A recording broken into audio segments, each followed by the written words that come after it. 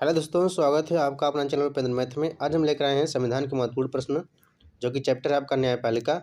यह सभी महत्वपूर्ण प्रश्न हैं। यह आपका एसएससी, रेलवे, बैंक, इसके अलावा किसी भी स्टेट लेवल एग्जाम की तैयारी कर रहे हैं, सभी के लिए महत्वपूर्ण होने वाला है। इससे पहले यदि आप चैनल पर नए तो चैनल को सब्सक्राइब कर लें, बेल आइकन को दबा लें, ताकि हमारे द्वारा डाले गए वीडियो की पल पल की अपडेट आपको मिलते रहे। चलिए चलते अपने प्रश्न की ओर। आज का हमारा पहला प्रश्न है, औपनिवेशिक भारत में एक संघीय अदालत की स्थापना के अधिनियम के अंतर्गत की गई थी। तो इसका उत्तर है बी, 1935 में की गई थी, याद रखिएगा। अगला प्रश्न है, भारत के मुख्य न्यायमूर्ति का नाम है। तो इन सब में से कोई नहीं है। इसमें वर्तमान में है धनंजय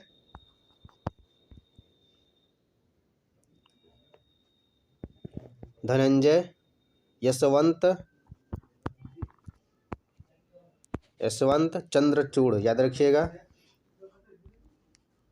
चंद्रचूड़। यह 9 नवंबर 2022 को कार्य संभाले थे और यह 50वें हैं। ठीक है, यह 50वें भारत के मुख्य न्यायाधीश, याद रखिएगा। अगला प्रश्न है हमारा, भारतीय उच्चतम न्यायालय के न्यायाधीशों की नियुक्ति कौन करता है। तो इसका उत्तर है राष्ट्रपति, याद रखिएगा, ऑप्शन नंबर ए।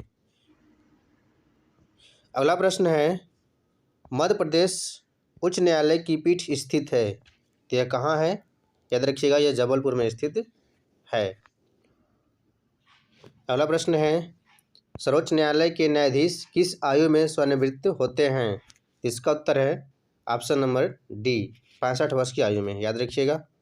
अगला प्रश्न है, उच्चतम न्यायालय के न्यायाधीश की आयु किस आयु तक अपने पद पर बने रहते हैं। तो इसका उत्तर है ऑप्शन नंबर बी, 65 वर्ष की आयु तक।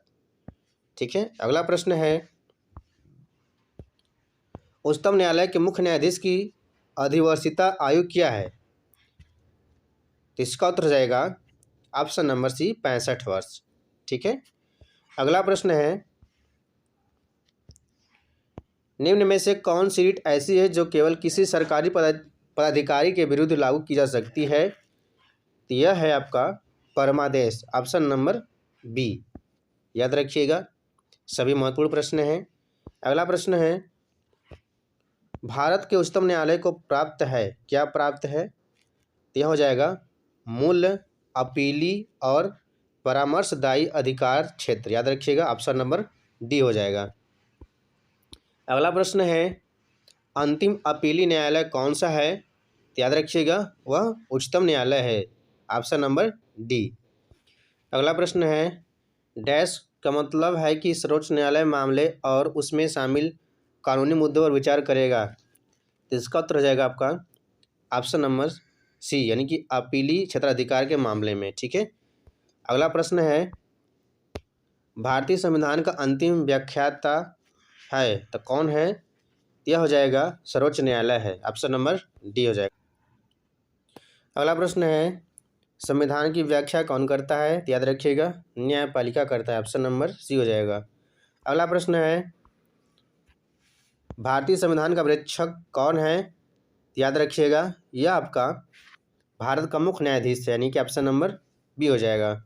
अगला प्रश्न है, भारत के उच्चतम न्यायालय की केंद्र और राज्यों के बीच विवाद का निपटारा करने की शक्ति किसके अंतर्गत आती है।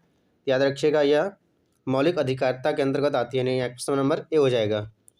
अगला प्रश्न है, भारत में उच्चतम न्यायालय के न्यायाधीश की रूप में नियुक्त के लिए कौन सी अर्हता अनिवार्य नहीं है। तो याद रखिएगा, वह आयु कम से कम 35 होनी चाहिए, यह अनिवार्य नहीं है।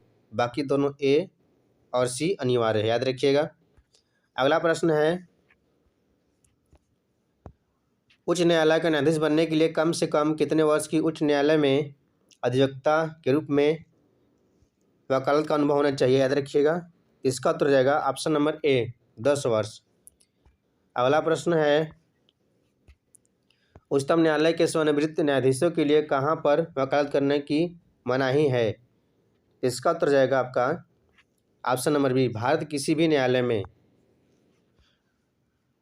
तो आज के लिए इतना ही। यदि वीडियो पसंद है तो वीडियो को लाइक, शेयर और सब्सक्राइब जरूर करें।